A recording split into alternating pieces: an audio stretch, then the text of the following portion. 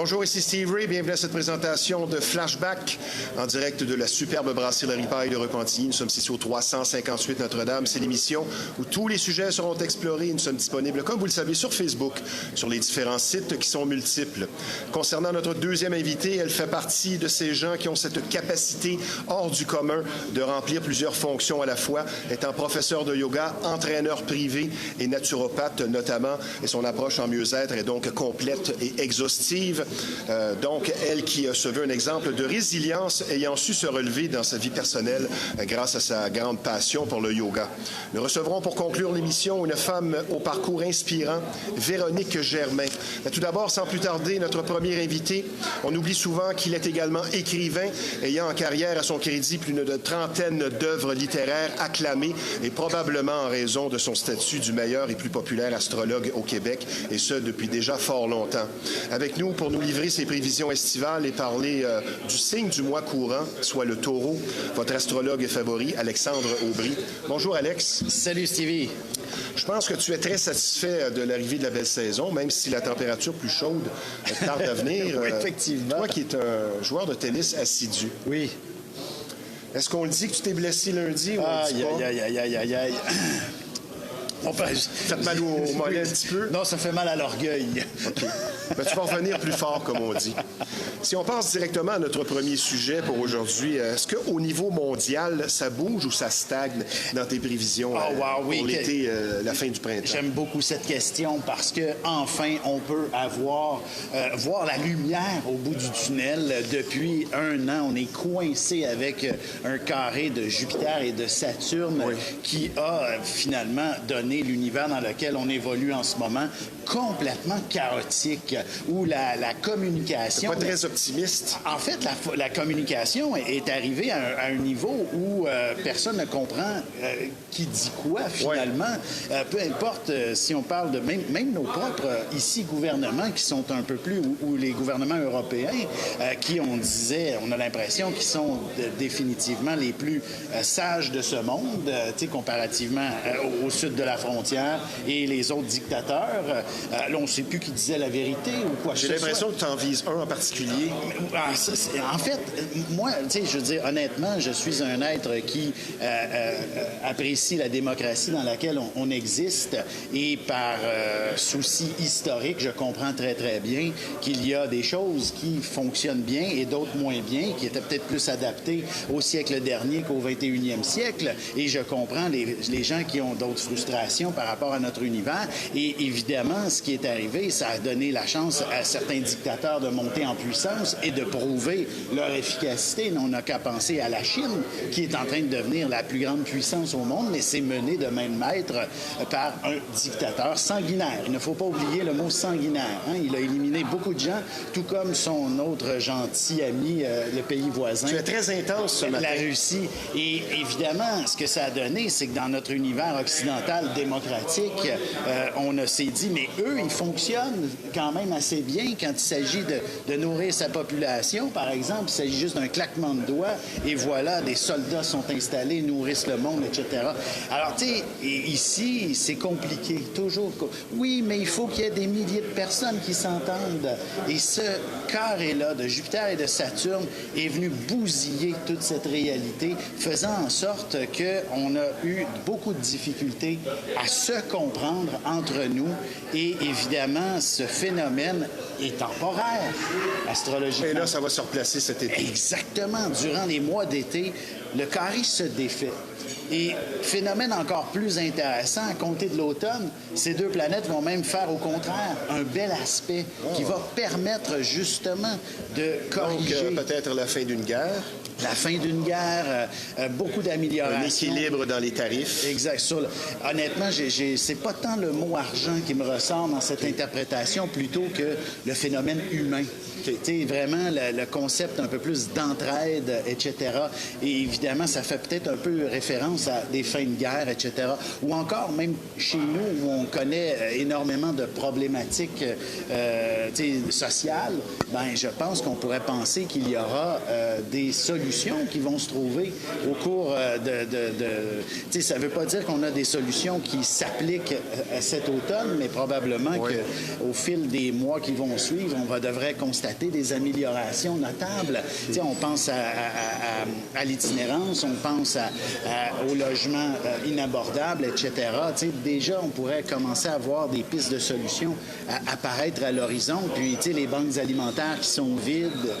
Trouver vraiment que effectivement, les choses commencent à beaucoup s'améliorer. L'écart grandissant entre les riches et les moins riches n'aide pas. Maintenant, quels sont les signes favorisés pour les mois à venir, pour cet été?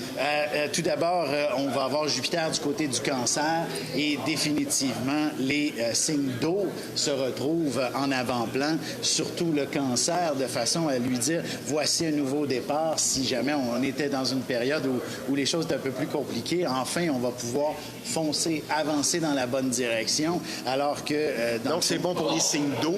Oui, puis les poissons vont pouvoir, eux, plutôt retrouver une certaine joie de vivre et les scorpions réussir à se démarquer, en quelque sorte. Et les moins favorisés? J'irais avec... évidemment, c'est possible que les signes de feu vivent une période où il faut amener des transformations, par exemple, puis s'ajuster, s'adapter. Se blesser? Ça ressemble à ça. Hein? OK. C'est ça. Donc, il faut faire attention les signes de feu, tout particulièrement. Oui, c'est un peu plus... Est-ce qu'on peut dire que l'amour est dans l'air? Évidemment, justement, Jupiter en signe d'eau, avec le cancer, apporte définitivement une dimension plus émotionnelle de notre univers. Alors, effectivement, le mot amour peut prendre une place de choix pour l'ensemble des gens. Comme je disais, l'élément qui me ressort un peu, c'est vraiment le contexte plus familial, rapprocher les gens, mais ça veut donc dire aussi, entre guillemets, se créer peut-être de nouvelles familles. Donc, les gens qui sont seuls, célibataires depuis longtemps, bien, le fait de se retrouver en couple, souvent, c'est qu'on adopte aussi l'univers de l'autre ainsi que sa famille, et ça donne effectivement beaucoup plus de rapprochement. Et j'aime bien ton analogie du mot amour, qui est tout à fait quand même pertinent. J'y avais pas pensé comme ça. Bon, je t'ai dit un jour je prendrais ta place. C'est bon. Alexandre, que signifie le printemps en astrologie? C'est un nouveau départ et évidemment, c'est un phénomène cyclique, tout comme, j'ai envie de dire, la vie en général est un phénomène cyclique, si on veut. On évolue et on finit par mourir. C'est un peu le même symbolisme, une année, et donc la nature va renaître au printemps, va évoluer durant l'été, va commencer à se détériorer avec l'automne et mourir avec l'hiver. Alors, le printemps correspond à l'enfance, en quelque sorte. Et donc, toute cette belle dynamique, retour à la source. Exactement. C'est comme véritablement chaque printemps est une opportunité de renaître. Okay. Je vais y aller avec quelques questions diverses. Est-ce qu'il y a un lien ou pas, les signes d'eau, est-ce qu'ils sont plus attirés par les sports qui se pratiquent justement dans l'eau, comme la natation, le kayak, la pêche, ou c'est un peu peut-être bizarre que ce que je te dis là? Non, effectivement, on ne va pas nécessairement généraliser dans ce sens-là. Au contraire, c'est plus une question, l'élément feu, terre, les éléments feu, terre, air, eau. Le feu, c'est un symbolisme d'action et de ce qui Donc, anime. les signes de feu ne sont pas attirés par la chaleur des pays chauds. Non, c'est ça. Et la terre est un concept plus de sécurité. On s'y pose sur la terre, alors que l'air, c'est plus la réalité communicationnelle et cérébrale, et l'eau, l'aspect émotionnel. Est-ce que certains signes sont attirés par la nuit? Ça non plus, ce n'est pas nécessairement pertinent. Chaque individu a ses propres convictions et le concept de la nuit représente souvent peut-être une personne un peu plus introvertie qui a de la difficulté avec les foules ou trop de gens. Donc, il y a des signes plus introvertis. Je dirais pas avec des signes. Capricorne. C'est des caractères. Et effectivement, il y a peut-être justement les signes qui sont plus réservés. Tu as tout à fait raison que Non, j'oserais pas généraliser avec ça, effectivement, parce que chaque individu peut s'y retrouver et comme réserve, tu as mis le doigt dessus pour le Capricorne, est très souvent réservé, tout comme le Poisson, je dirais, une majorité étant réservée, mais par contre, l'infime minorité va se dire, ben pas du tout, puis effectivement, ça peut être des gens, des artistes extraordinaires qui se produisent sur scène. Mais ça dépend aussi de l'ascendant. Ça dépend d'une foule de facteurs, ce sujet. Comme nous le faisons à chacune de tes présences, on va parler maintenant du signe du mois courant. J'ai préparé quelques lignes sur le Taureau. Oui. Je dois t'arrêter parce que tu as tout préparé ça, mais le Taureau se terminait hier. Hier? Ben, j'y ai pensé quand j'ai préparé ça, mais comme on a parlé du Gémeaux dernièrement, j'ai dit on va rester avec le Taureau, si ça te dérange pas. Ben non. Donc, un signe de terre, ce qui exprime une certaine stabilité, pas compliqué dans ses relations, qui n'aime pas les complications, plutôt loyal et travaillant. Oui, écoute, c'est le mot terre, quand on dit stabilité, sécurité, etc., techniquement, il le représente au meilleur de l'ensemble de la Terre, mais très souvent, j'ai constaté que les taureaux peuvent être assez audacieux dans la vie. C'est tout simplement parce que pour évoluer, il faut sortir de sa zone de confort, comme le disait un certain Scott Peck, un psychiatre américain qui a fait un livre qui est un best-seller, Le chemin le moins fréquenté. Et le Taureau, moi je dis toujours, arrêtez d'écouter ce livre-là. Vous sortez de votre zone de confort, c'est là que les troubles commencent.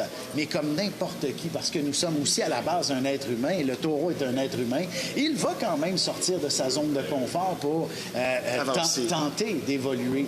Mais ceux qui auront le mieux compris, finalement, vont être ceux qui vont y revenir et bâtir leur univers à partir de leur zone de confort. Mais parfois, il faut en sortir pour le comprendre. Comme je le fais à chacune de tes présences à l'émission, j'ai une citation de ta mère. Oui, concernant les taureaux, c'est peut-être un petit peu moins positif. Ah oui, ma mère était scorpion, hein? Le taureau se rend à peine compte qu'il exige, qu'il demande, qu'il insiste, qu'il prend le temps des autres. Il doit faire un effort pour s'éveiller aux besoins d'autrui, se réveiller, que s'il prend, il doit donner aussi. Wow! Écoute, je comprends très bien où elle s'en va avec cette interprétation. J'y vais avec le phénomène que c'est l'enfance du zodiaque. Hein, on est dans un signe printanier. Donc, la renaissance étant au rendez-vous, c'est le deuxième mois du printemps, le mois du taureau. Alors, si on compare avec une certaine évolution humaine, donc la deuxième étape de l'enfant, après avoir été un bébé, le taureau est l'enfant, disons, le 2-5 ans, là, qui veut, tout connaître, tout apprendre, tout découvrir en quelque sorte, mais il découvre la nourriture, il découvre l'affection de ses parents, il découvre effectivement un contact plus humain, mais il s'agit tout de même d'un enfant qui va plutôt recevoir que donner. Et c'est normal. Alors, un taureau qui donne tout le temps n'est pas un taureau parfaitement sain au fond de lui-même. Il doit apprendre à recevoir. C'est essentiel. Il cherche à gagner l'approbation. Potentiellement. Alors, il est important, et c'est ça que je dis souvent, les béliers, les taureaux et les gémeaux, ce sont quand même des enfants. J'aime bien dire que le bélier est plus comme le bébé qui ne peut absolument rien donner. Il doit tout recevoir. Et je dis toujours même, un bélier, c'est qui m'aime me suivre. Et le taureau, bien évidemment, a cette dimension-là où il a besoin d'amplement d'affection, entre guillemets, de la part de ses parents quand il est enfant, mais il doit poursuivre cette réalité-là. Et le bélier qui n'est pas nécessairement fonceur. Et ça aussi, c'est pas bon non plus. Un bélier doit foncer puisque c'est le réveil de la nature. Hein? Il doit, tu sais, le bébé que tu reçois là, quand tu nais, lui, intérieurement, il se bat pour grandir et devenir capable d'être autonome le plus vite possible, en quelque sorte. Ah oui, c'est super intéressant. Tu sais, pour avoir eu 3 enfants, je me souviens, tu sais, du moment de la naissance et jusqu'à l'âge de 1 an, ça passe, c'est rapide, 1 an. Et on voit l'enfant grandir à une vitesse phénoménale. Puis après ça, ça commence, on a l'impression que ça stagne. Et jusqu'à l'adolescence, où là, des fois, devient haïssable. C'est une autre histoire. Ça, c'est les Gémeaux, hein, les adolescents, en réalité, si on peut les comparer. Une petite dernière avant la pause. C'est une curiosité personnelle, question générale, mais je pense que basée sur un préjugé.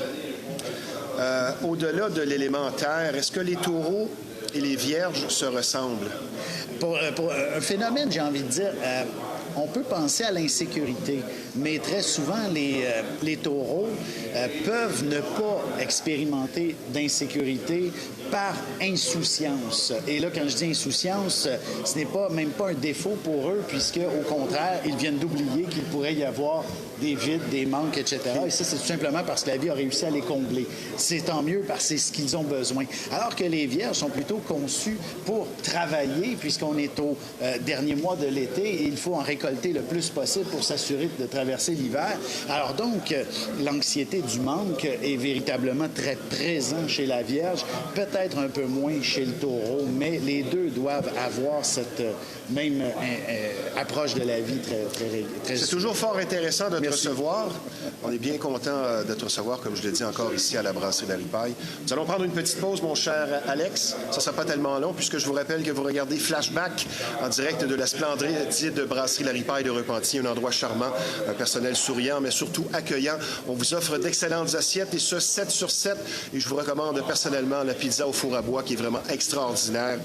Quand vous l'aurez essayé, vous allez vous en rappeler. Donc, des spécialités pour tous les goûts, une atmosphère de qualité et des spectacles appréciés. Nous sommes ici au 358 Notre-Dame à Repentigny et la Brasserie de la Ripaille, une institution mythique, mais surtout sympathique. Et je vous rappelle également que nous sommes présentement en conversation avec un astrologue des plus réputés, une sommité dans son domaine, Alexandre Aubry. Toujours autant d'activités tant sociales que musicales chaque week-end à la Ripaille de Repentigny. Et cette semaine ne fait pas exception, la promesse est tenue. Plaisir et musique, comme toujours, au programme. Demain, jeudi, le 22 mai, 19h30, c'est la formation officielle de la Ripaille qui vous attend, soit le Powerhouse Band, pour ce qui est dorénavant instauré tous les jeudis. Un jam session où le public est invité à venir performer, pratiquer avec nous sur scène. Donc, apporter micro et instruments de musique pour l'occasion. Des musiciens d'expérience vous attendent ici sur place. Je vais vous en nommer quelques-uns. Céline Jean, Pierre Boutillier, Marc Jean et Stéphane Trudel notamment, pour un plaisir musical assuré, une ambiance festive colorée. Donc, demain, le jam session du jeudi est fait important et rare, comme le lendemain, le 23 mai, vendredi, dès 20h, avec les vendredis à Julien. Eh bien, c'est tout à fait gratuit pour y assister. Et parlant de Julien Tremblay, ce n'est pas compliqué pourquoi il est non seulement performant, mais aussi apprécié partout où il passe. Il est près de son public, très drôle comme humoriste et excellent musicalement. Et à ce sujet, le répertoire de Julien est tout simplement vaste et savoureux. Tout y passe, de Santana à Blink 182, en passant par Daniel Bélanger et plusieurs chansons québécoises. Ça promet donc comme ambiance avec cet artiste multitalentueux. Et vendredi, nous serons en mode country pour l'occasion. Et je vous annonce que Julien, justement, sera de l'émission Flashback la semaine prochaine. Puis, pour conclure, un autre week-end de diversité musicale ce samedi 24 mai, et ce dès 20h30, le groupe La Cuvée, pour vibrer au son d'une musique rock et des grands classiques québécois, live ici à la Ripaille. Un répertoire des plus complets et intéressants vous attend donc. Parfait pour du plaisir et festoyer entre amis. Un événement exceptionnel le premier. Et pour des billets, tout simplement, lepointdevente.com. Une nouveauté ici, par ailleurs, à la Ripaille, pour les amateurs de danse en ligne, de bonne musique aussi pour ce type d'événement. Ce dimanche, maintenant, dès 11h le matin, on vous attend pour un déjeuner ou un dîner à l'occasion, donc parfaite pour se faire des amis ou de nouvelles rencontres au son d'une musique diversifiée. La spécialité, donc, de la Ripaille. Et comme vous pouvez le constater chaque semaine, beaucoup d'actions et de tout pour tous les goûts. La Brasserie La Ripaille de Repentigny, c'est un bar-spectacle apprécié, mais également un restaurant au service et un menu de grande qualité. Et ce, je vous rappelle, depuis 1975. Nous sommes situés au 358 Notre-Dame et notre promesse, plaisir, musique et excellente nourriture. Maintenant, sur une note un peu plus sérieuse, vous allez être traité avec beaucoup d'écoute et de compréhension. Si vous vivez une infestation, vous aurez compris ici qu'on parle de bébites. Et pour certaines familles, c'est carrément un drame. Et plus vous attendez, plus le problème va s'aggraver. Donc, la solution à une infestation, c'est Rive-Nord Extermination. C'est près de 40 années d'expérience qui vous attendent sur place. Une entreprise familiale très sérieuse et un service personnalisé. Donc, la solution à une infestation, Rive-Nord Extermination. Le numéro de téléphone dans la 450, c'est le 582-6706. Alex. Oui. Autre préjugé que j'aimerais que tu nous précises. Oui. Les signes à cornes ont plus de caractère. Taureau, Bélier, Capricorne. Préjugé ou vrai? Ah non, c'est tous des préjugés. C'est pas une question de caractère, c'est vraiment une identité propre. Et On se donne cette image-là parce que notre signe est un signe à cornes. Oui, tout à fait, tout à fait. En fait, chaque individu peut avoir beaucoup de caractère. D'ailleurs, tu parlais des cancers tantôt. Très, très, très souvent, ce sont des gens qui ont un caractère très fort, les cancers. Et pourtant, on dit, eux autres, ils sont sensibles. Ouais, ça représente la maternité. Oui, tout à fait, mais en réalité, ils ont un caractère très puissant. Il s'agit de protéger ceux qu'ils aiment. Alors, évidemment, en contexte, ils sont peut-être probablement plus de caractère que le Capricorne, que le Taureau ou le Bélier. Quel est le signe qui te fascine le plus, personnellement? Il doit y en avoir un que... Tu te dis, mon Dieu, il n'est pas comme les autres, il y a quelque chose... Oui, c'est sûr. Mais honnêtement, tout le monde me fascine. Ça, je suis... la vie spécialement est un les vierges. Oui, oui, tout à fait. C'est extraordinaire. Mais honnêtement, ceux qui m'intriguent le plus, ce sont les Verseaux et les Poissons. Les deux derniers signes du zodiaque qui ont une réalité tout autre que le commun des mortels. Le Verseau étant véritablement dans une classe à part en général pour ce qui est de la compréhension du monde dans lequel on évolue. Ils sont véritablement bien, comment je pourrais dire, connectés avec tout ce qui existe. Et évidemment, la chaîne peut débarquer. Et c'est pire que les autres. C'est possible. Et les poissons, ben, ils sont connectés avec un univers intuitif tellement puissant que, justement, le commun des mortels ne peuvent pas expérimenter ce qu'ils vivent ou ce qu'ils ressentent. Lorsqu'ils s'éloignent de toi ou lorsqu'ils s'approchent de toi, il n'y a pas d'explication, tu comprends? Et pourquoi ils vont t'aborder, mieux vaut pas leur poser la question. Ils ne le savent même pas. Et si même tout est beau, tout est merveilleux, tout est parfait, et tout d'un coup, le poisson disparaît, il faut juste se dire, c'est normal. Okay. C'est normal. J'ai connu des poissons. C'est incroyable. Comme dirait l'autre, un peu space. Oui, tout à fait. Alex, j'aimerais que tu rappelles l'importance et la signification de l'ascendant en astrologie. Écoute, l'ascendant vient amener 1 millier d'interprétations maintenant. Tu sais, ça va nous donner principalement le chemin de vie qui nous est proposé, indépendamment de qui nous sommes. En tant que vierge, tu es né pour travailler, tu es quelqu'un qui aime fondamentalement œuvrer, travailler, accomplir des choses, être efficace et productif. Tu sais, ton cœur a besoin de cette réalité-là. Mais ton ascendant Sagittaire, pour être sûr, là, oui, c'est ça, hein? J'ai comme eu un doute, te dit, tu vas faire un cheminement où il est important d'avoir du plaisir. Et des défis. En fait, de démontrer ce qui te passionne dans la vie. Le monde du Sagittaire est associé au plaisir et à la passion. On va dire que c'est quand même interconnecté, cette interprétation. Mais ça, c'est ton cheminement. Tu n'es pas obligé de ressentir toujours de la passion. Ton cœur, lui, il veut être productif et efficace. Ouais, okay. Tu comprends? C'est ça la réalité. Mais ton ascendant vient aussi amener, selon ta carte du ciel, nous donner plusieurs autres indices de ton chemin de vie, évidemment. Ce n'est pas que d'être passionné. Alors, c'est un peu ça, l'ascendant. Ça ne peut que nous dire par quel chemin on doit entreprendre notre destinée. Okay. Quelques questions rafales. On va parler de signes, évidemment. Les femmes les plus charmantes. Oh, mon Dieu! Les taureaux? Les taurines? Ben, écoute, il y a plusieurs façons. Écoute, la séduction, normalement, devrait être privilégiée du côté des scorpions. Les taureaux, évidemment, devraient aussi on parle des femmes. Avoir une sensualité. Et la lionne aurait tendance quand même à se démarquer du lot. Alors, tu comprends, chacun a leur approche un peu plus Les hommes les plus charmeurs? Écoute, là aussi, on a... Mon impression, ce sont les hommes balance. Là, écoute, j'étais en train de l'ignorer, celui-là, mais tu as 100% raison. Ce sont généralement des gens qui vont démontrer un côté parfait. Tout est des plus équilibrés, harmonieux. Alors, la balance ne veut que le mieux-être de tous ceux qui l'ont. En fait, c'est pas le mieux-être, c'est l'équilibre, la justice et l'harmonie entre tous. Alors, ils sont inévitablement très charmeurs, mais bien malgré eux. Ce n'est pas nécessairement pour comment je pourrais dire, ce n'est pas avec des objectifs mal intentionnés. Le signe le plus drastique dans ses relations? Ah, ça, c'est le scorpion, évidemment. Il n'y a pas de demi-mesure. Il aime ou il l'aime pas. C'est l'intégrité. Oui. Si... Passe pas une vite un scorpion, ça revient plus. Exactement. Non, mais c'est l'intégrité envers lui-même. Si il sent que la relation mène nulle part, il arrête ça instantanément. Okay. Les plus naïfs. Oh, wow! Sagittaire? Non, j'irais plus avec les premiers signes du zodiaque, les bébés. Okay. Bélier, taureau, surtout taureau, parce que, évidemment, le taureau, signe où l'affection est importante. Alors, il mélange tout ça. Lui, c'est de l'amour, de l'affection. Hein? Okay. Les plus généreux? Poisson, définitivement. Les plus enclins aux religions et à la spiritualité? On aurait, évidemment, j'ai envie de dire, Gémeaux, Sagittaire et Poisson, évidemment. Le Verseau est très fort aussi là-dedans. Je vais t'envoyer quelques fleurs avec toi comme preuve vivante. Les lions seraient-ils le signe affichant la meilleure loyauté, une valeur importante pour eux dans la vie? En fait, le lion recherche tout simplement à être une personne exceptionnelle. Alors, il va faire tout en son pouvoir pour se démarquer et être quelqu'un d'exceptionnel. Parce que je dois le dire, on en parlait avant l'émission, tu es mon collaborateur le plus fidèle.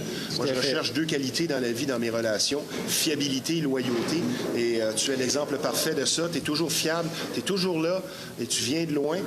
Et je dois te le dire, comme type, il est pareil dans la vie comme à l'écran. Je veux dire, pas une once de vantardise.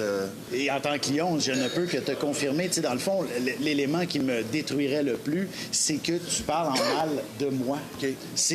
Pour un lion, c'est l'élément le plus difficile à supporter. On se doit d'être, comme je disais, un peu admiré de la part des autres, en quelque sorte. Pour briller. Tout à fait. Et je sais que le mot admiration semble un peu péjoratif, mais il faut essayer de le voir sous un angle très positif, là, dans le sens où on veut effectivement ne pas être quelqu'un parmi tant d'autres. L'entre-gens ne s'enseigne pas. Mais c'est nécessaire. Le signe le plus fait pour travailler dans le public? Ah, ça, il s'agit définitivement du Verseau. Okay, signe d'air. Parce que le Gémeaux, oui, apprécie être bien entouré, mais par contre, il ne mâchera pas ses mots lorsqu'il a quelque chose à dire, alors que le Verseau est capable de réfléchir un peu plus. Parlant de Verseau, tu vas aimer la prochaine, parce que j'y étais un petit peu avec mes expériences personnelles. Est-ce que la femme Verseau est la plus insaisissable, la plus indépendante, ayant toujours besoin d'être stimulée intellectuellement de tout le zodiaque, un peu comme She's Like the Wind, comme le chantait Patrick Swayze? Intéressant. Dans le fond, la femme Verseau, tout simplement, c'est que tout symbolisme Verseau a besoin de liberté avant tout pour pouvoir continuer d'évoluer. Alors, s'il s'agit d'une relation qui est étouffante ou qui nous retient, bien évidemment, elle va choisir l'indépendance pour son mieux-être. Okay. Nous sommes bousculés par le temps. On termine avec quelques questions rafales. Tu me réponds par un nom, un mot ou une phrase. C'était quoi ta première voiture? On va aller dans le personnel parce que la vocation de l'émission, c'est de faire connaître les gens derrière leur statut. Écoute, j'ai eu en premier pendant un seul mois une Chrysler Colt 83-4, mais elle m'a complètement lâché. Ma mère, à ce moment-là, qui fonctionnait bien, a décidé d'aller m'acheter une voiture neuve, une petite Firefly de Pontiac à l'époque, 88. Ton premier disque vinyle? Ah, mon Dieu, ça devait être Michael Jackson. Trailer? Oui. Ah, wow. Oui, sûrement. À quel âge ton premier amour? Ah, mon Dieu, je dirais 13 ans. Ton acteur favori? Ah, moi, j'ai toujours été un fanatique de Stallone et de l'autre Schwarzenegger. Ça a été mes deux préférés. Ton actrice? Mon Dieu, ça qu'est-ce que j'ai bien... Ben écoute, il y en a tellement qui me viennent en tête, mais j'ai toujours eu un faible pour Sandra Bullock. Ton film le plus marquant? C'est les Star Wars. Ah oui? Ah oui. Ah, OK. oui. Est-ce que parfois tu fais des plans pour une éventuelle retraite? Non. Non? Non. Ici, ton nouveau bouquin, ton petit bébé, L'astrologie au travail et en affaires, Alexandre Aubry, qui est ton 27e? 20, je ne sais plus, 26, 27, oui. Wow. Écoute, c'est vraiment une idée qui m'est venue d'une approche assez particulière. Quelqu'un en consultation m'a demandé, tout simplement après la consultation, je dois rencontrer... Tu voulais clarifier. La personne voulait aller rencontrer un client. Elle me dit, c'est un bélier. Qu'est-ce que je devrais faire? Là, j'ai juste 5 minutes faire bonne impression. Et la personne est venue me voir puis elle a dit, il m'a tout acheté.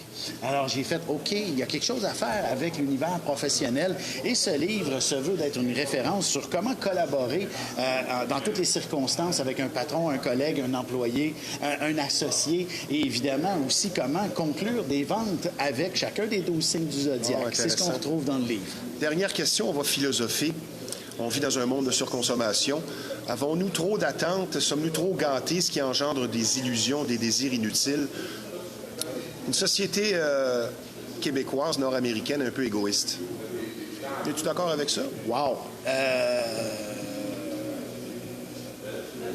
Ça demande beaucoup trop de réflexion. On regarde ça pour la prochaine fois? Je pense que oui, on pourrait... OK. Oui. Maintenant, pour te suivre ou s'adjoindre tes services, qu'est-ce qu'on doit faire, Alex? Ben écoute, tout simplement, maintenant, c'est alexandreaubry.com, mon nouveau site web. CA fonctionne encore, bien sûr, mais c'est un nouveau site web, alors j'invite les gens à venir le redécouvrir. Je te souhaite un bel été et surtout que tu puisses jouer au tennis. Merci de ta présence à l'émission. Tu es toujours aussi pertinent et apprécié. Je te dis tout simplement à bientôt. Merci Alexandre Aubry. Merci, à bientôt. Merci. Je parle d'un nouveau partenaire maintenant de l'émission Flashback. L'aspect financier de nos jours, l'aspect financier de la vie semble prendre de plus en plus de place et afin d'éviter un stress quotidien inutile en rapport avec votre situation financière, pour une approche efficace et sincère, la solution est Shorna Astin, experte conseillère en sécurité financière. Et les services offerts sont nombreux pour l'analyse de vos besoins financiers, l'amélioration du crédit, l'élimination de dettes, la planification de votre retraite, les régimes d'assurance vie, tout ceci évidemment dans l'objectif d'une indépendance financière que vous méritez. Donc pour une santé financière qui sera claire et dont vous serez fiers, Shorna Astin au 438-878-6504. Je parle maintenant d'un endroit spécialisé dans le domaine de la mécanique et de son entretien et qui propose un rendement des plus crédibles et reconnus. L'atelier de mécanique générale Fast Tuning pour la qualité d'un service exclusif à des prix compétitifs, un personnel accueillant, un service compétent spécialisé aussi en véhicules européens, une bannière existant déjà depuis plus de 20 ans, donc une fiabilité reconnue et appréciée, un garage pour faire du millage, comme dirait l'autre. Fast Tuning, c'est situé au 223 Notre-Dame à Repentigny. Le numéro de téléphone dans le 450, c'est le 470-1333. Le client est notre priorité, notre promesse, un service de qualité. Maintenant, un autre partenaire important de l'émission Flashback, il est dorénavant possible de voyager tout en se ressourçant et en se retrouvant bien avec soi-même dans une ambiance des plus agréables. En effet, c'est ce que vous offre Linda Jonf, organisatrice de croisière bien-être, afin d'aller de l'avant avec notre vie qui parfois nous dépasse. Vous m'excuserez, c'est la grippe. Vous pourrez donc vous retrouver grâce à des outils utiles, une atmosphère de détente, une réflexion sur soi, un service et de la nourriture de grande qualité. Vous en avez assez de courir et cette magnifique combinaison voyage et croissance personnelle se veut une solution agréable à un prix abordable. Pour rejoindre Linda Jonf, l'organisatrice de croisière bien-être, c'est le 581-993-5145 ou le www.lindajonf.com. Nous enchaînons maintenant. On va y arriver. Autour de notre deuxième invité, certaines difficultés vécues à un moment de sa vie expliquent pourquoi, à travers sa passion, elle arrive à cumuler avec brio plusieurs fonctions afin d'enseigner et de redonner. Professeure de yoga, entraîneur privé et naturopathe, entre autres, elle vient aujourd'hui nous partager sa passion pour le yoga principalement, ainsi que son parcours personnel des plus inspirants, tout en nous parlant d'enseignement. Avec nous, une femme ayant plusieurs cordes à son arc, Véronique Germain. Bonjour, Véronique. Bonjour, Steve. Je souffre. Et j'ai suivi ton conseil, c'est de l'eau avec du citron. Il manquait le miel. Oui, prochaine fois. Véronique, tu es pédagogue, donc multifonctionnelle. C'est pas donné à tous d'avoir cette capacité. Pourquoi? Pourquoi on arrive à remplir plusieurs fonctions comme tu le fais? En fait, c'est quand on a plusieurs intérêts, premièrement. Le désir aussi de transmettre tes savoirs. Donc, plusieurs passions, plusieurs intérêts. Comment en choisir une? On devient polyvalent. Et ce qu'on va découvrir aussi, c'est ce qui t'a un petit peu sauvé d'avoir ces passions-là, spécialement pour le yoga. Oui. Première question concernant le yoga, c'est quoi la différence entre le yoga traditionnel et le yoga occidental? En fait, nous, ici en Amérique du Nord, on pratique une certaine partie du yoga, donc les asanas, qui est les postures. Et par contre, le yoga provient de l'Inde il y a plusieurs milliers d'années. Et eux, ils ont plusieurs branches au yoga. Donc, ils les pratiquent tous pour avoir une relation corps et esprit. Okay. Et nous, on travaille un peu plus au niveau du corps. Mais ça commence à changer, puis on amène un peu de pratiques différentes en Amérique du Nord. Okay. Les respirations, la méditation. Donc, ça se transforme un peu. Toujours dans le but du mieux-être. Toujours. Les gens qui te consultent, veulent pas, veulent améliorer leur situation. Tu dirais quel pourcentage des gens de ta clientèle sont en quelque part en difficulté et cherchent des solutions? En fait, je pourrais dire qu'ils le sont tous. Ils sont tous en difficulté parce que lorsque tu vas chercher un conseil externe, c'est parce qu'il y a quelque chose qui ne te plaît pas du tout dans ta vie. Dans ta vie, dans ton corps, dans ta tête. Donc, c'est sûr que quand tu vas chercher de l'aide externe, c'est parce que tu as besoin d'aide pour régler quelque chose. Donc, ils sont tous dans le besoin. Es-tu l'exemple parfait que la vie nous réserve des choses surprenantes et agréables, des détours qu'on n'aurait pas pensé malgré les épreuves? Oui, oui, absolument. Une chose qui me sont arrivées dans la vie, que je me suis dit, pourquoi moi? Pourquoi ça m'arrive? Où ça m'amène? Dans l'amertume? Dans l'amertume. Puis, tout d'un coup, cette mauvaise expérience, cette mauvaise passe, t'amène vers quelque chose que tu n'aurais peut-être jamais pensé. C'est là où je voulais t'amener. Parce que ce que tu m'as dit en pré-entrevue qui m'a vraiment marqué, le yoga m'a sauvé la vie. Mm-hmm. Est-ce qu'on peut dire... ma question serait, qu'est-ce que le yoga t'a fait apprendre sur toi? Le yoga, mon Dieu, qu'est-ce que le yoga me fait apprendre sur moi? J'ai appris que j'étais extrêmement dure envers moi-même. Trop exigeante? Extrêmement exigeante. Perfectionniste? Perfectionniste. Comme on dit, se taper sur la tête. C'est jamais correct, c'est jamais assez. Jamais correct, jamais assez bon, jamais à la hauteur. Donc, ça, c'est ce que j'ai appris sur moi. Okay. J'ai appris aussi que j'étais remplie de bienveillance. Donc, si on fait... Mais ça, on pourra en parler un peu plus loin avec l'enseignement, oui, qui représente, selon moi, le véritable leadership, et c'est d'apprendre à redonner. Donc, professeur de yoga, instructeur de planche à pagaie depuis 6 ans, entraîneur privé, naturopathe depuis 7 ans, professeur d'acro-yoga. Ce qui te guide, finalement, c'est cette volonté d'aller vers le mieux-être. Oui. Tout simplement. Oui. En fait, moi, à la base, je suis une sportive. Hein. Je suis entraîneur privé dans les centres de conditionnement physique depuis plus de 20 ans. Donc, c'est la santé. J'ai baigné là-dedans toute ma vie. Puis ensuite, j'ai toujours fait du yoga, mais j'en faisais pas régulièrement. Donc, j'en fais depuis que je suis adolescente. Mais ensuite, quand je suis tombée dans cette branche-là, c'est là que ça a ouvert la porte à tout le reste. Donc, c'est toujours dans le bien-être, c'est pour se sentir mieux, c'est pour se sentir en vie et c'est aussi pour le sentiment d'accomplissement.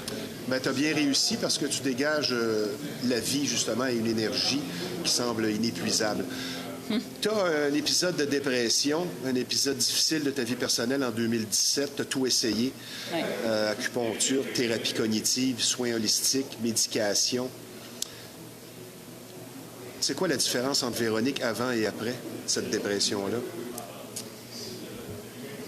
Véronique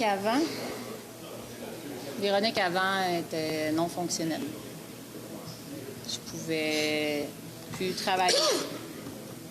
Je pouvais plus avoir de vie sociale. difficultés familiales.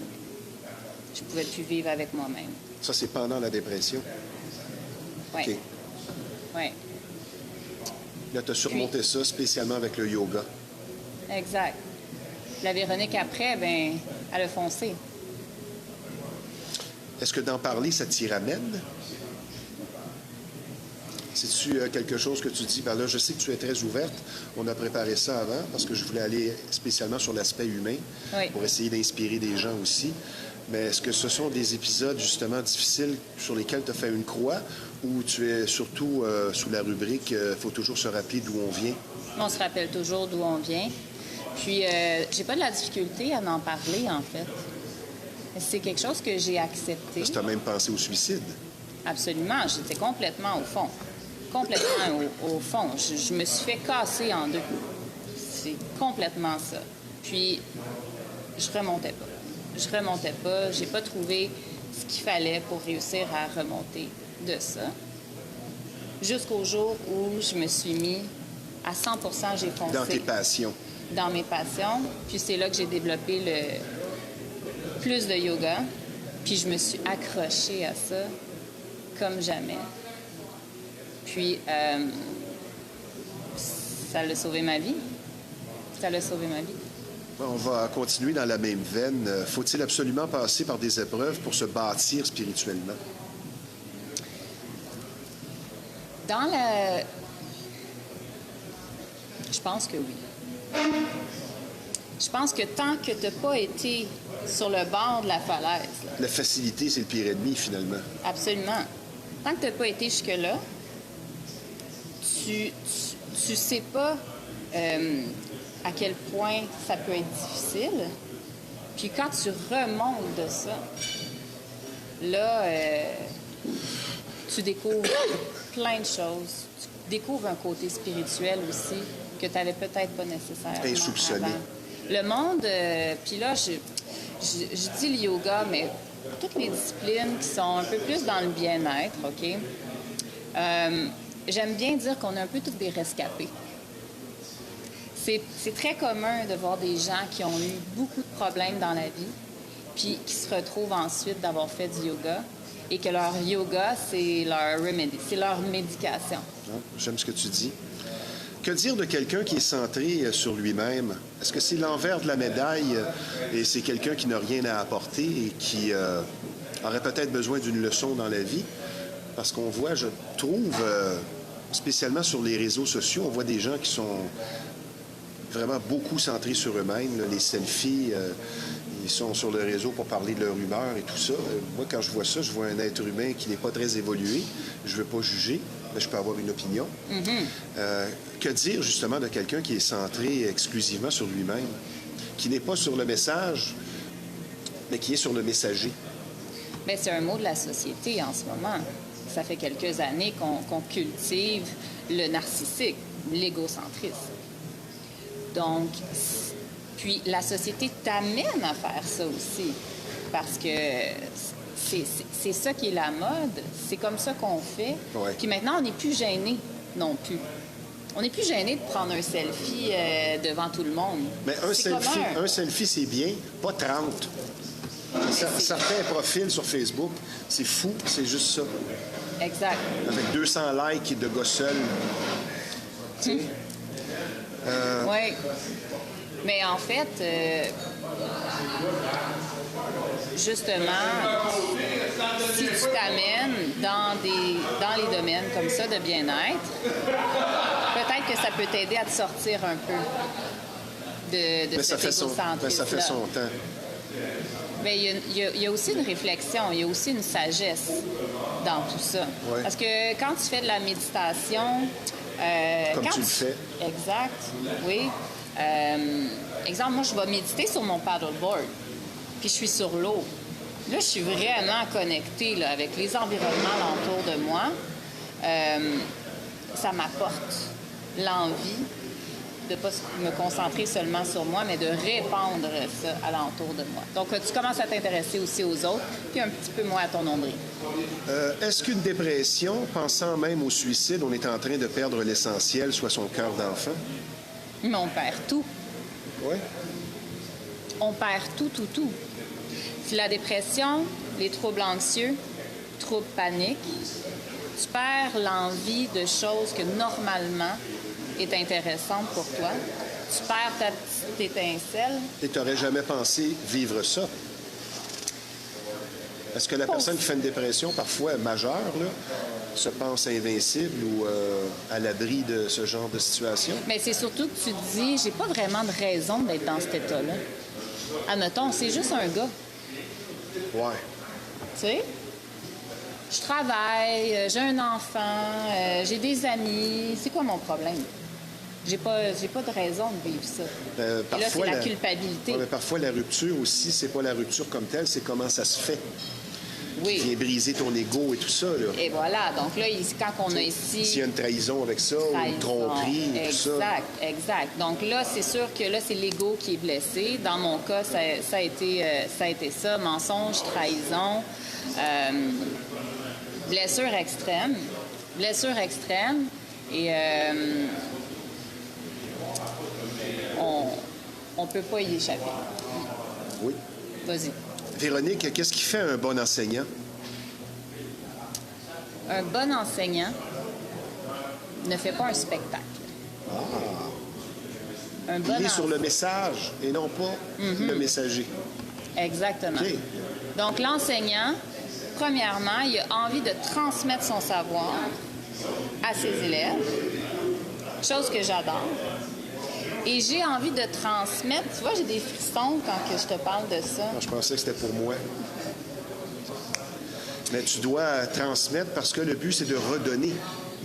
Exactement. OK. Moi, j'ai envie de transmettre mon état d'esprit aux autres. Donc, quand j'enseigne, la seule chose que je me dis, c'est qu'à la fin, je veux que la personne se sente bien. Je veux que la personne se sente fière. Je veux qu'elle ait appris quelque chose Et c'est sur là elle. ta véritable paye, c'est de voir l'évolution de tes élèves. Totalement. Au-delà de l'argent ou de n'importe quelle reconnaissance. Absolument.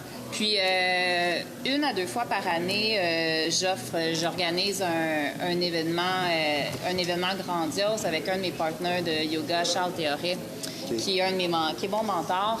On organise un événement de yoga gratuit pour tous dans un grand parc. La plupart du temps, on fait ça à Boucherville. Et tout le monde est invité. Puis le seul et unique but, c'est de donner. Est-ce qu'on peut dire que le yoga connaît une popularité en ascension? Le yoga est en ascension, absolument. OK. Absolument. Quand on parle de yoga, la plupart des gens pensent aux étirements et... Faire la split. Tu sais, d'être souple. Puis il faut que je me relaxe. Mais crois-moi que le yoga, ça peut vraiment être un workout. Ça peut être vraiment un super bon entraînement. Puis je pense que l'effervescence du yoga en ce moment, c'est qu'il y a plusieurs types de cours. Et on voit beaucoup d'hommes maintenant dans les cours de yoga aussi parce que tu fais des push-ups, tu travailles super fort. Donc, il y a une action qui se fait, puis c'est pas juste relax. Donc, tu touches à plusieurs domaines, oui. Véronique, en relation avec le mieux-être. Je voudrais ta définition du terme holistique. Bien, holistique, ça a sa définition en soi. En fait, holistique, c'est un peu c'est des ésotérique. croyances, c'est ésotérique, c'est tout ce qui est hors de la médecine traditionnelle. Donc, Est-ce que notre approche. Est-ce que le fait de devenir enseignant, c'est quelque chose qui est inné ou acquis? Moi, je pense que c'est inné. OK. Tu l'as ou tu l'as pas? Tu l'as ou tu l'as pas. Mais tu as quand même besoin de pratique. Hein? Moi, j'ai pas été excellente au début, là. Mais il faut que tu aies la fibre en toi. Il faut que tu aies l'envie d'enseigner. Il faut que tu aies la bienveillance aussi d'enseigner. Puis ensuite, avec la pratique. Okay. Mais il faut que tu aies ça en toi. Parce que honnêtement, là, il y a des personnes qui vont faire des cours de yoga 5 fois par semaine. Ça arrive là, qu'une élève peut être meilleure que moi.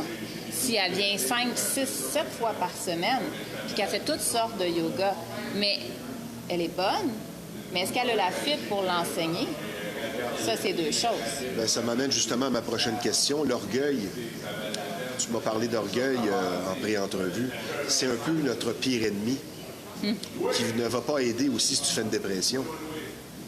Non, parce que tu prends les choses personnelles puis tu te dis, ben voyons, comment ça, c'est moi? Qu'est-ce que moi j'ai fait? Pourtant, moi, je suis une bonne personne. Moi, je suis belle. Moi, je suis... Je désire... Je peux être aimée. Oui, fait que l'orgueil, puis on le retrouve dans tous les sports, l'orgueil. L'orgueil et l'ego, c'est dans tout. Le yoga en fait pas exception. Par contre, on va en discuter dans les cours de l'orgueil. C'est ça qui est beau avec le yoga. Okay. C'est que on va parler de l'ego, on va parler de l'orgueil, puis on va faire certains exercices pour réussir à le faire taire, pas se comparer à son voisin. La compétition est avec soi-même. La compétition est avec soi-même. On tente même d'enrayer la compétition, même envers soi-même. Et on va approcher les gens pour qu'ils puissent faire de leur mieux. Tu veux-tu me passer le verre d'eau qui est à côté de toi? Je sens que je vais en avoir besoin avec ma gorge. Il va arriver. Je fais de la magie aussi. Oui. Ma prochaine question, Véronique. Finalement, la pire des situations, toi qui es passé par là, merci, et peut-être que tu le vois chez ta clientèle, c'est une dépression non diagnostiquée. Je pense qu'il y a plusieurs d'entre nous qui vivent des épisodes de dépression et ce n'est pas diagnostiqué. Et c'est pas trop bon. Qu'est-ce que tu penses de ça? Non diagnostiqué? Oui. Tu vis une dépression puis tu le sais pas? Bien, c'est que les gens, ils confondent, selon moi, et j'en ai fait partie aussi parce que, bon, peu importe, j'ai 40 ans, j'ai un vécu. La routine qui tue. Le manque de passion. Le manque de passion. On est dans une dépression, mais on ne réalise pas nécessairement qu'on est dans une parce que c'est le quotidien. C'est le quotidien de toutes les autres personnes aussi. Oui. Jusqu'à ce qu'il peut avoir un point de rupture. On va prendre une petite pause, Véronique Germain. C'est fort intéressant. C'est un sujet qu'on aborde de façon sérieuse, mais incontournable. Puisque je vous rappelle que vous regardez l'émission Flashback en direct de la superbe brasserie La Ripaille de Repentigny, un bar salle de spectacle des plus appréciés, mais également un restaurant au service et au menu de grande qualité. Nous sommes présentement en compagnie d'une femme dont les capacités professionnelles semblent illimitées, Véronique Germain. Un mot maintenant sur un domaine très en vogue et a connu une progression fulgurante au cours des dernières années, soit le tatouage. Et quand le temps arrive de choisir un artiste tatoueur, le mot « expérience » inspire la confiance et c'est ce qui vous attend chez Tatouage Rockstar. Il est difficile de faire confiance et de trouver le parfait artiste tatoueur, comme vous le savez, et pour être reçu avec professionnalisme et gentillesse, et pour que vos désirs et vos tatouages soient réussis avec finesse. Une seule bannière, Tatouage Rockstar. C'est situé à Repentigny, 338 Notre-Dame. Le numéro de téléphone dans le 450, c'est le 932-3090. Tatouage Rockstar pour la garantie d'un travail réussi. Véronique. Le véritable leadership, c'est enseigner, redonner pour rassembler les gens. J'aimerais que tu commentes ça parce que ce sont des choses dont tu m'as parlé qui sont importantes pour toi, rassembler les gens. Et c'est ça le véritable leadership. C'est sûrement pas la division. Non, clairement non. Il y a quelque chose aussi dans rassembler les gens, l'énergie qui se propage à ce moment-là. C'est ultra nourrissant. Et ça le fait partie de ma guérison. Parce que c'était pas juste de faire du yoga dans mon salon. Hein. Le fait d'être avec plusieurs personnes dans un seul et unique but commun, ce transfert d'énergie-là, ça se ressent, ça se nourrit, puis c'est ça. Donc, le leader, c'est ce qu'il veut faire. Il veut rassembler parce que le pouvoir de cette énergie-là, de tout le monde ensemble avec un seul but commun, permet de te propulser. Puis de vivre quelque chose d'incroyable aussi. Maintenant, si on parlait de la philosophie du yoga, qui veut dire union, capable d'offrir son énergie et sa bonté, partager, aider, c'est tellement beau. Il y a le sup yoga, donc le stand-up paddle que tu enseignes, oui. Le yoga planche à pagaie, en bon français. Ça veut dire quoi tout ça? Du sup yoga, bien, en fait, la planche à pagaie, qui est une discipline en soi, Donc, hein, on est sur l'eau. La connexion est très forte. Donc, dans les dernières années, Puis moi, je l'ai fait naturellement, sans même savoir qu'il y avait un cours qui se donnait pour être enseignante, instructrice de SOP yoga. Puis sur ma planche, j'ai commencé à faire du yoga. Puis j'ai trouvé ça intéressant. Puis là, j'ai découvert que, bon, bien, il y a des organismes qui existent, il y a des cours qui se donnent. Donc, c'est de faire une session de yoga sur la planche, sur l'eau, en groupe. T'es ancré. Et là, t'es vraiment ancré. Être ancré, là, c'est être ancré en soi. T'es ancré dans l'eau, mais t'es ancré en toi aussi. Et, là, il y a des gens qui vivent des surprises, qui n'auraient pas cru que. C'est ça, hein? Oui. Bien, en fait, quand on dit ça, là, faire du yoga sur une planche, ça semble difficile, ça semble peut-être infaisable, on équilibre. Puis, finalement, à la fin, tu réalises que c'était pas si pire que ça. Puis, j'ai réussi.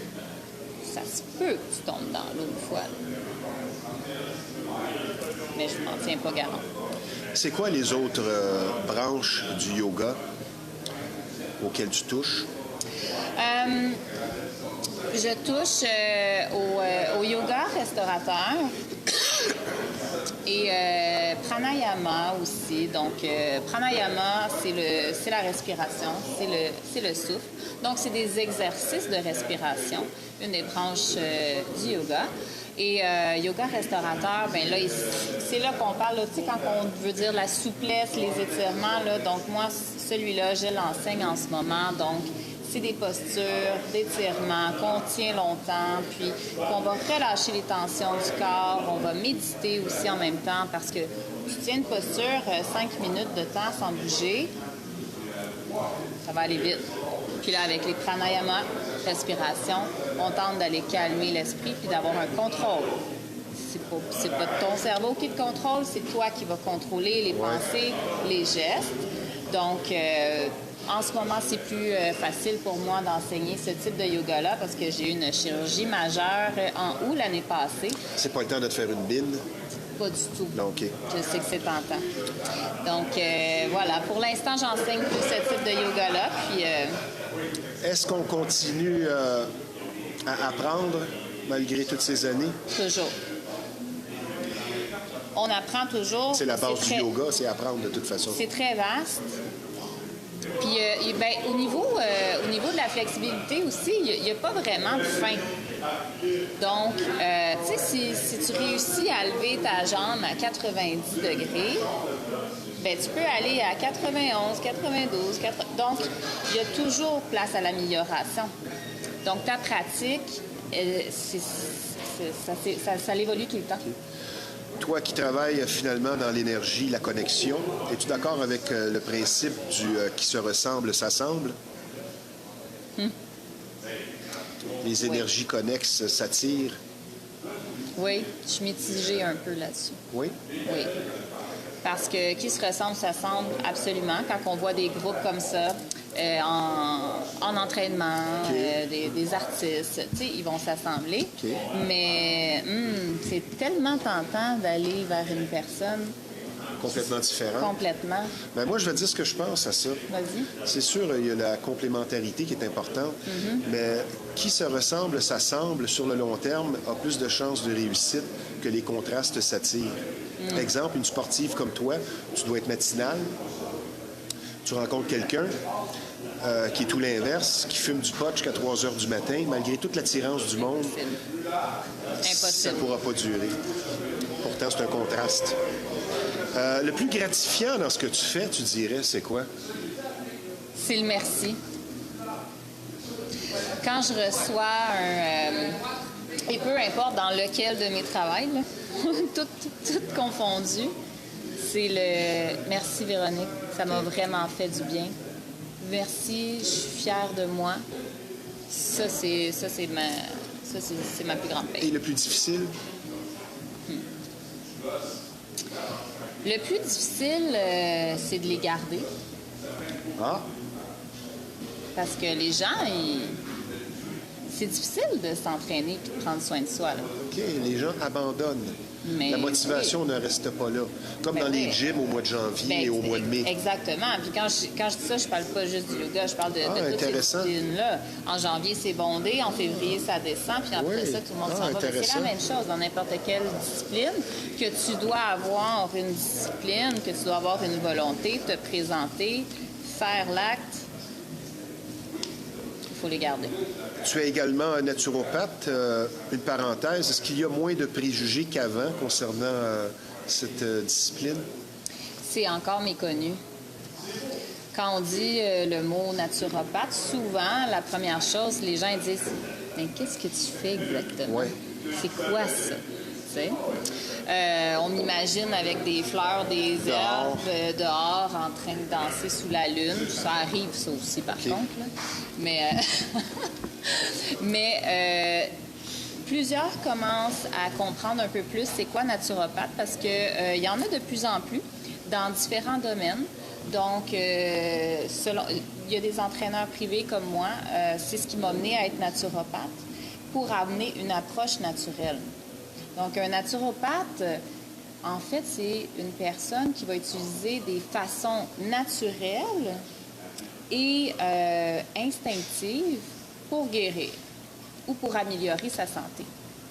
Donc, ça n'a pas nécessairement rapport avec les herbes, avec les... Oui. C'est tout simplement, au lieu de prendre des médicaments pour ton cholestérol, viens, on va arrêter de manger le gras qui cause ton cholestérol, puis on va le rééquilibrer. Tu n'auras pas besoin de médicaments. Même chose pour ton diabète de type 2. Il est de ta faute, ton diabète de type 2. En quelque part, oui. Non, pas en quelque part. Il est de ta faute. Donc là, on dit les bonnes choses, puis ensuite, on corrige avec l'alimentation, avec l'exercice et avec aussi la psychologie. Donc, prendre soin de soi aussi, prendre soin de son mental aussi, c'est important. Je vais terminer avec deux questions. On va parler de sport. Toi qui es entraîneur privé, oui. Il y a un préjugé, c'est que le sport, l'activité n'est pas une question de performance. C'est une question d'y aller comme il faut. C'est-à-dire que manger, dormir, s'entraîner, ce sont trois activités. Quand tu les termines, ces activités-là, quand tu te lèves le matin, quand tu sors de table et quand tu sors du gym, tu es censé être réénergisé. Et si tu sors du gym complètement brûlé, fatigué à fond, si tu te lèves le matin, tu n'es pas ressourcé. Et si tu sors de table et tu t'endors, donc il y a quelque chose qui ne fonctionne pas. Et j'aimerais que tu développes un petit peu là-dessus, parce que j'en fais partie. On sort du gym complètement lessivé, et je pense que c'est une erreur. C'est sûr que sortir du gym, premièrement, ça se peut que tu te sentes plus vite parce que tu as fourni un grand effort. Mais la plupart du temps, quand les choses sont bien faites, moi, quand je m'entraîne, là, je peux pas aller me coucher. Là. C'est ça. Je suis high, complètement high. Donc, oui, ce que tu vas avoir mangé va déterminer quel type d'entraînement tu fais aussi et les gains que tu vas avoir selon ce que tu as mangé. Et ton sommeil va déterminer comment tu vas récupérer de cet entraînement-là. Et ensuite, ils sont tous liés ensemble. Donc, c'est essentiel de coordonner les trois ensemble.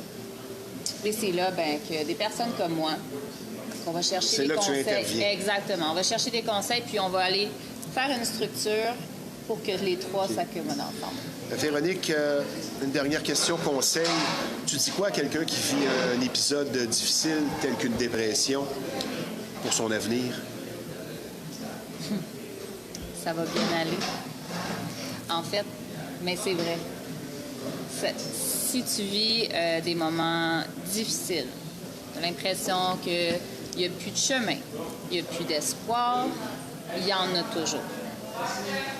Moi, je donnerais comme conseil, trouve-toi une passion, essaye tout. Peu importe c'est quoi, essaye-le. Le petit brin d'énergie qui te reste, prends-le pour aller essayer quelque chose de nouveau. Accroche-toi à ça. Okay. Pour s'adjoindre tes services et suivre des cours de yoga, qu'est-ce qu'on doit faire?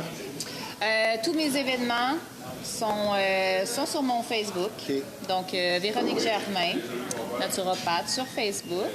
Alors, c'est la façon la plus simple de trouver mes événements et me contacter. Des projets pour cet été? J'en ai trop. OK.